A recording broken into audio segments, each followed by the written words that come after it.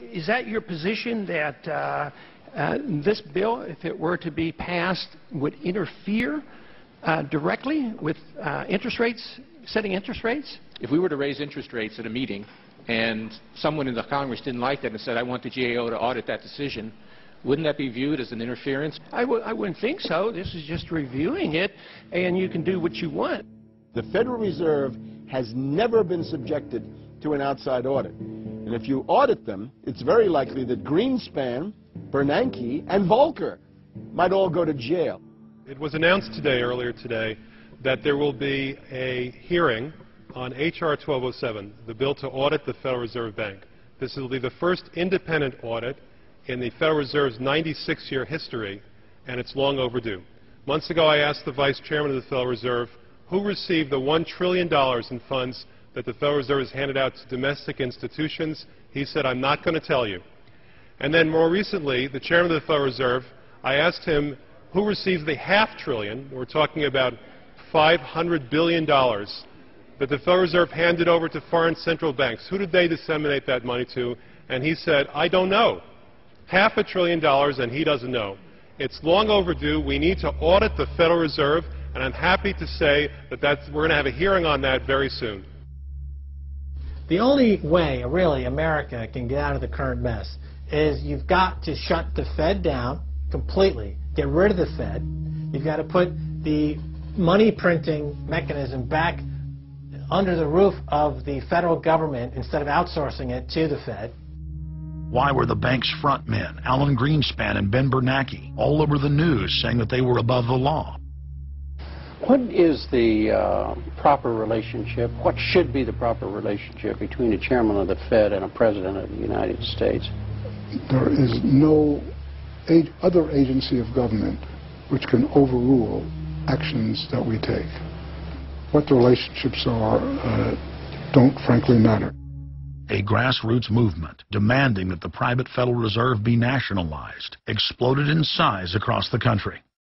The momentum had shifted. Now the arrogant central bankers were the ones running scared. They had planned to use their stage crisis to bring in an all-powerful central bank of the world. Immediately, every country goes into action at the same time. The International Monetary Fund is mentioned at the G20 meeting. They say that it must be brought to its full power, and we need a Bretton Woods Part 2 for world taxation. What is global government? For decades, the media denied it existed. But now they're saying, oh yes, there's going to be a global government, a new bank of the world, and we're going to pay our carbon taxes to it. What is it? It's nothing more than a private, hostile, corporate takeover of every sovereign nation on earth. And then when you look at the philosophy of these global corporate chieftains, it is one of domination of the poor, domination of the population. It is a view that human life just isn't cheap. No, human life is a negative. And so no matter what they do, they have the rationale that it's in the greater interest to get rid of more human lives. They are so arrogant and they're so sure of themselves. They're saying, yes, we created the European Union, we created the Euro, and these are from the people of the Bilderberg. We are going to create a world bank. We're going to create a world government.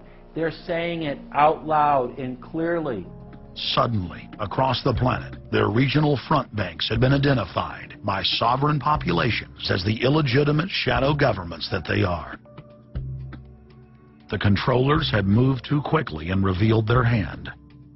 Populations around the globe were seeing through the establishment's facade, past the puppet governments, and to the global architects that were pulling their strings.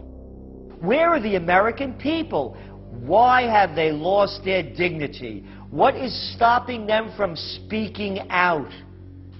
Why have they become little mice that follow Pied Pipers? How can they look up to these pathetic politicians? Go sit down. I have a question for this young man. He has the right to be represented. I'm his father, and I want to talk to you face to face. Look at yours. Why not a lobbyist with all kind of money to stuff in your pocket so that you can cheat the citizens of this country. So I'll leave, and you can do whatever the hell you please to do. One day God's going to stand before you, and He's going to judge you and the rest of your damn cronies up on the hill. And then you will get your just desserts. As the public begins to awaken to the fact that Barack Obama has cold-bloodedly betrayed the pledges he made to the American people, the establishment media and Democratic leaders have invoked the tactic of divide and conquer. I think they're astroturf. You be the judge of carrying swastikas and symbols like that to a town meeting on health care. An overwhelming portion of the intensely demonstrated animosity toward President Barack Obama is based on the fact that he is a black man. Desperate to ram their agenda through, they have played the race and class cards. You start to wonder whether, in fact, the word socialist is becoming a code word, whether or not socialist is becoming the new N-word. When I heard people going after the First Lady and the number of staff people they have, it sounds racist to me. It is essential that the establishment play the population off against each other, along the lines of Republican, Democrat, liberal, conservative, black and white. As long as the people are fighting with each other, they can never get together and remove the corporate dictatorship that has criminally seized power through the national security state. Just as George W. Bush betrayed his foolish followers, so must Obama, because his only allegiance is to his offshore masters. President Obama today nominated Ben Bernanke for a second four-year term as Federal Reserve Chairman. The president called his actions on the global financial crisis bold and out of the box. As an expert on the causes of the Great Depression, I'm sure Ben never imagined that he would be part of a team responsible for preventing another. But because of his background, his temperament, his courage, and his creativity, that's exactly what he has helped to achieve.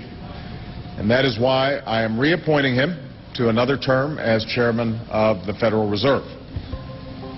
So Obama has made it quite clear by his actions, never mind his words, his actions, as to who owns him, who he works for, and who he serves. And it's not the American people.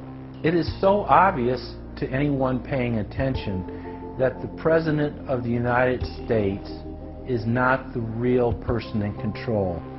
Whether it is Gerald Ford or Jimmy Carter or Ronald Reagan or Clinton or Bush, Obama is no different. And to think that he is an independent figure is just crazy. And as Franklin Delano Roosevelt said, presidents are selected. They are not elected. Obama pledged that he would end NAFTA and GATT, and has since fought to expand both of them. Obama promised that he would have the most transparent administration ever, and he is already more secretive than Bush and Cheney ever were, even making it a secret who visits the White House. I can make a firm pledge. If your family earns less than $250,000 a year, if you make less than $250,000 a year, if you are a family making less than $250,000 a year, you will not see your taxes increased a single dime. You will not see your taxes go up. You will not see your taxes increase one single dime. Not your capital gains tax, not your payroll tax, not your income tax, no tax. Not your income tax, not your payroll tax, not your capital gains taxes, not any of your taxes. Not your payroll tax, not your capital gains tax, not your income tax, no tax. Your taxes will not go up, because the last thing you need is higher taxes when we're in a recession like this, and you won't get one under an Obama administration. Obama made the centerpiece of his campaign the pledge that taxes would not be raised on anyone making under $125,000 a year. He has since gone back on that promise as well, and has proposed new taxes on payroll, energy, home mortgage deductions, and scores of other taxes. He made a pledge. He said, I'm not going to raise taxes on anyone making under $250,000. Is that pledge still active? We are going to let the process work its way through it. So it's not. So it's not. So it's not. We're going to let the process work its way through it. All right?